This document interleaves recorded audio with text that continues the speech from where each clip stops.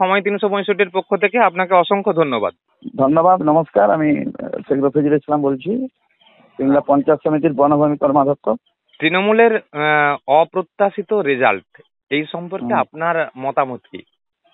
বাংলার মুখ্যমন্ত্রী মমতা ব্যানার্জির যে ভারতবর্ষ শুধু নয়, বিশ্বের ইতিহাসে যে সারা বাংলার মানুষের জন্য, সর্বস্তরের মানুষের জন্য যে ডেভেলপমেন্ট, উন্নয়ন, একদিক থেকে একেবারে নিম্ন মধ্যবিত্ত থেকে গরিব থেকে সমস্ত সম্প্রদায়ের মানুষের জন্য বিনা পয়সায় রেশন ব্যবস্থা, লক্ষ্মী ভান্ডার, মায়েদের জন্য লক্ষ্মী ভান্ডার, বয়স্কদের জন্য বার্ধক্য ভাতা সহ যে বিভিন্ন প্রকল্পগুলো আছে, সামাজিক সুরক্ষার যে প্রকল্প, কৃষক বন্ধু থেকে শুরু করে আপনার কন্যাশ্রী থেকে শুরু করে গরিব যে সমস্ত পরিবার যারা মেয়ের বিয়ে দেওয়ার জন্য অর্থ খরচ করার জন্য যে টাকা 25,000 টাকা, এই যে প্রকল্পগুলো, এই প্রকল্পগুলো বাংলার মুখ্যমন্ত্রীর যে প্রকল্প এবং বাংলার জন্য যে চিন্তা ভাবনা, বাংলার মানুষের প্রতি যে চিন্তা ভাবনা, সেই চিন্তা ভাবনার জন্য বাংলার মানুষ বাংলার মুখ্যমন্ত্রীর প্রতি অত্যন্ত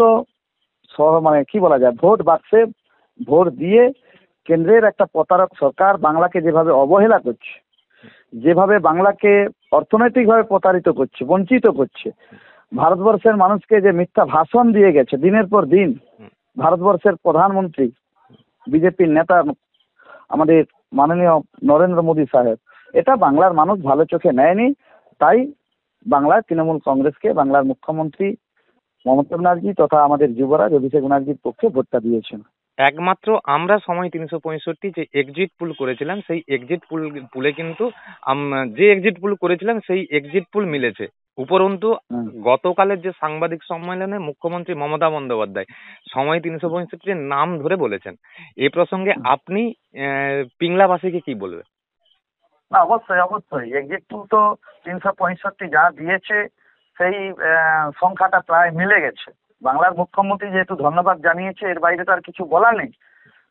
কিন্তু বাকি যে সমস্ত ইলেকট্রনিক্স মিডিয়াগুলো আছে, তারা সত্যি সত্যি নির্বাচনটাকে প্রভাবিত করার জন্য একটা চক্রান্ত করেছিলেন, যাতে শুধু বাংলা নয়, ভারতবর্ষের যারা বিরোধী রাজনৈতিক দল ছিল তাদের কর্মীরা কাউন্টিং থেকে বেরিয়ে আসে আগে ভড়কে দেওয়ার একটা চক্রান্ত। এই চক্রান্তের বিরুদ্ধে অযথা কারণে মানুষকে ভড়কানোর চেষ্টা করেছিল ইলেকট্রনিক্স মিডিয়াগুলো। সেক্ষেত্রে একমাত্র 365 যে এক্সিট পুল দেখিয়েছিল একবারে নিরপেক্ষভাবে, সেটা বাংলার মুখ্যমন্ত্রী ধন্যবাদ জানিয়েছে, আমরাও ধন্যবাদ জানাচ্ছি। এবং আমি নিজে আমার শেখ রফিজুল ইসলাম ফেসবুকে আমি পোস্ট করেছিলাম 28 থেকে 34 সিট বাংলায় তৃণমূল কংগ্রেসের পক্ষে যাবে, আমিও পোস্ট করেছিলাম। এবং আমিও পোস্ট করেছিলাম যে ইন্ডিয়া ভার্সাস এনডিএ 50-50 ফাইট হবে কাউন্টিং এর আগে, আমিও পোস্ট করেছিলাম।